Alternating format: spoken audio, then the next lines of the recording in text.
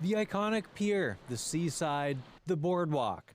The White Rock imagery is one of comfort, wealth, and leisure. It can seem a world away from the grinding homelessness you see in other parts of Metro Vancouver. Well, the reality is, of course, there is affluence here, just like in any other community, but we do have an underbelly of people that are disadvantaged that's not visible. When the area's extreme weather shelter is open, its 25 beds are often filled or close to it. People are sleeping under their bridges. People are sleeping behind the Tim Hortons. Help is communication.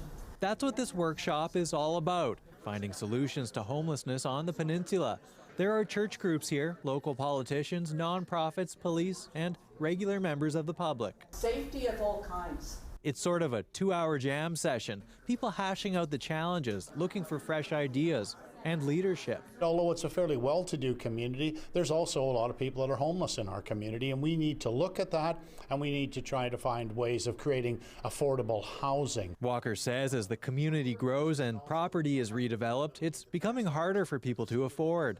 He says he's looking to get available land, developers, nonprofits, and other levels of government all together to build new affordable housing within a year's time. We want to see shovels in the ground. For some advocates and volunteers who have worked hard to improve things for homeless people, the perception that White Rock is affluent has been one of the hurdles to overcome here. And people working on this say there can be an undertone of NIMBYism. Together we can work to create a community that appreciates and understands this kind of diversity. Everyone is interested in safety and security. This workshop is being hosted in a church. It's a church that manages the extreme weather shelter, renting the space from another church. You know, for the churches to be hosting this shelter is crazy. It needs to be in a public building. McMurtry said there's help from BC Housing, but the faith-based groups have carried the burden. And while she's frustrated, it's workshops like this one that give her hope.